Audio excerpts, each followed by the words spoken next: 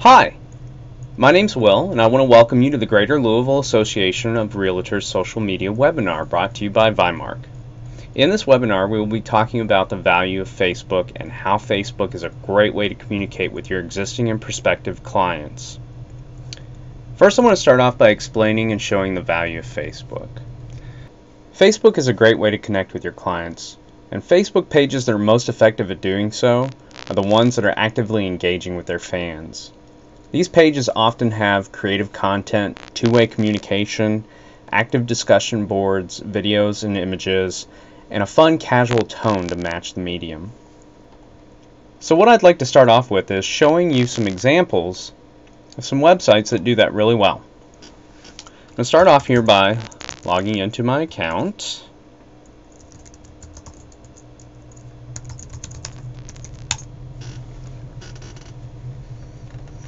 And as you can see here, we're on my Facebook page. And then I'm going to go through and show you some examples of some companies that do this really well. First one I'm going to show you is Pringles. I'm sure everybody's familiar with Pringles.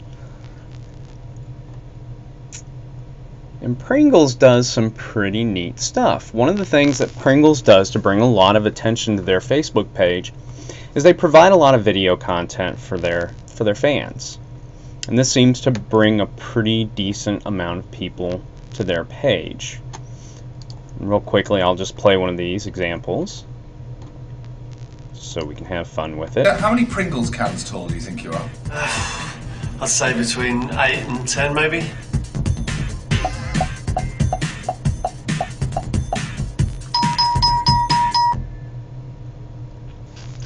And so that's one example here. So what we'll do is we'll go on to the next one.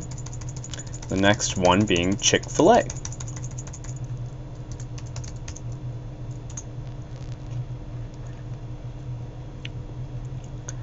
Now Chick-Fil-A actually does a lot of different things, but the thing that I actually enjoy the most about Chick-Fil-A is they often have a lot of interesting information about their products on here. And they oftentimes give out a lot of coupons to their Facebook viewers. And the good thing about this is that does draw a lot of attention to their site. We're giving the viewer something to really kind of come to the site for. And coupons is a great way to get people's attention. Let's see what else they have here just for fun. And as you can see, they're also using Twitter. They also have a really great location app, and as you can see, it's using Google Maps to kind of locate and find different Chick-fil-A's in my area.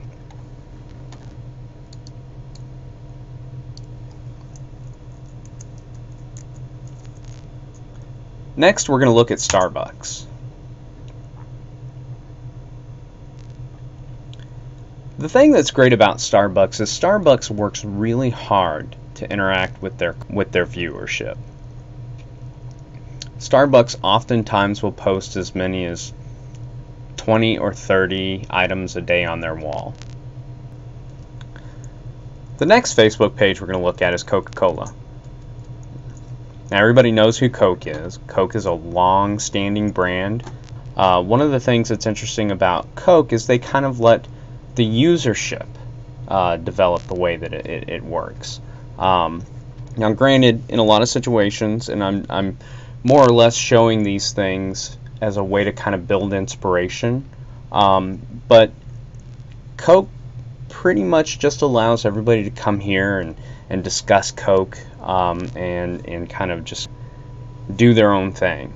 Interestingly enough, the way this Facebook came to be, if I'm not mistaken, is two guys who really love Coke created the page one day, and it grew exponentially, after which Coca-Cola saw some value there and asked the two gentlemen if they could take over the page, and it kind of went on from there.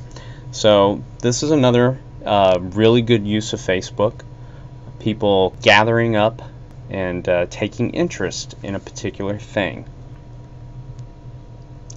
Now the next one we're looking at here is Adidas. And one of the reasons I wanted to bring Adidas to everybody's attention is that this one could apply to realtors. Adidas does a lot of promotions on their Facebook page. They tend to run a lot of promotions and a lot of contests. So it's always interesting to come to Adidas page and see what new contests that they're putting on there. And this builds a lot of viewership. A lot of people like to come to this site and check on a pretty regular basis to see what it is that Adidas is offering.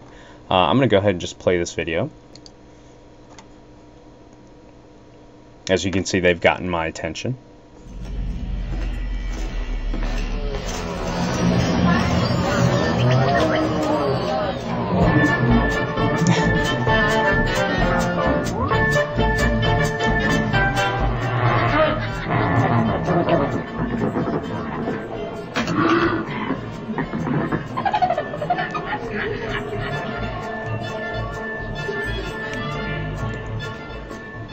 Hey, we don't serve their kind here.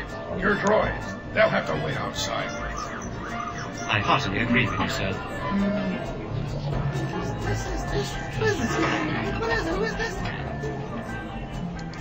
And if you want to see the rest, you can always go check out the Adidas Facebook page.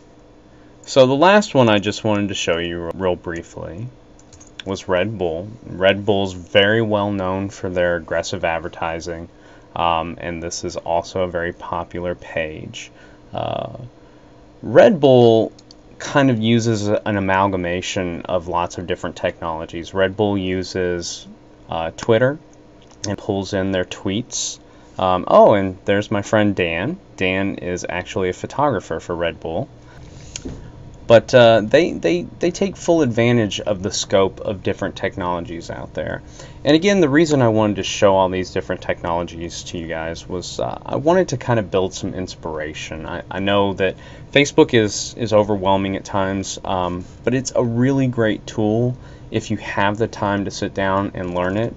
And the nice thing is we're going to try and provide you with some webinars that are going to help you indulge in these practices. So this is just a little forethought, a little inspiration to get you guys interested in Facebook again, to kind of pull your attention back here and see that big companies are actually using this, and they're using it really well. And Facebook isn't necessarily designed for businesses, but it's a side effect, and it's a positive one, and it's a way to get your name out there. It's also a way to kind of connect with your clients, your customers, your friends, everybody, and it does it very well and very easily. So we're going to move on now. In the next segment, what we're going to talk about is we're actually just going to kind of talk about best practices. Essentially what I want to do is I just want to kind of go through a checklist with you for things to kind of keep in mind while you're using Facebook. Facebook is used primarily to connect with friends, and that's really what it's designed to do. But a side effect of that, again, is that it is a very good outlet to share what you do with the world. And you guys as realtors do quite a bit, from selling a home to giving advice to recommending somebody like a plumber or somebody who can hang fixtures. And these are things that people are interested in on the web. And this is a good place to provide that information for them. And I'm just going to kind of go through a list of these best practices with you. So the first thing you should definitely do as a realtor is you should always explore events. You can provide events, but you can definitely stay in the loop by attending events held by Facebook friends and colleagues. In order to see events, you just kind of come over here and click on events. And I haven't the slightest idea of what events I have available this month, but as you can see, it looks like I have quite a few. Most of these events are friends of mine or local artists that I enjoy, things of that nature. But as a realtor, and belonging to lots of networks and groups, hopefully, on Facebook, you'll have the opportunity to go to events. And of course, events are great networking opportunities. Who knows who you're going to meet that might be interested in buying a home. Another great idea, too, is that if you know people in the area that have their own businesses, plumbers, people who do home improvement. These are great people that you can get together with and provide events for your clients. Say, for instance, you could have an event strictly around the idea of fixing up your home, or for instance, maybe a homeowner's event is already taking place and you can team up with somebody that's going to be there. These are things that you can not only do, but you can create the event and then send it out to everybody you know on Facebook. So something you want to kind of stay away from doing on Facebook, though, is you want to stay away from using Facebook as a platform for pitching your business. Keep in mind, Facebook is really at its heart designed for you to interact with friends. And it's really easy, I think, to disrupt that natural flow on Facebook by using it strictly as a tool to make people aware of your business. So instead, what you want to do on Facebook is you want to supply tools such as a newsletter and interact with clients by answering questions and supplying information to them. Another great thing you can do is you can become involved with other Facebook groups related to your industry. I think an easy one that we can start off with here is we can search for green. And as you can see, we can find several sites, or several groups rather, that are interested in going green. Now granted, some of these groups may not be in your area. However, it is still a great place to network and learn a little bit more about your clients. Another thing that we're going to talk about in the future is lists. And I want to bring that up briefly here, just because it's really important, I think, especially for people who want to use Facebook as a way to get themselves out there. Lists are really interesting in that you can create lists based on certain criteria. Let's say you have family members on Facebook. You've got your mom, your grandma, your uncle, and your niece. You have friends, whether they're college buddies or if you've got some friends out there that you just love to hang out with and enjoy. And then you have clients or prospective clients. Interestingly, Facebook will allow you the ability to create lists and define those lists with your friends. So you can have family, you can have friends, you can have clients, you can have prospects. And how this works out to your benefit is later on down the road, you can actually communicate specifically to these lists.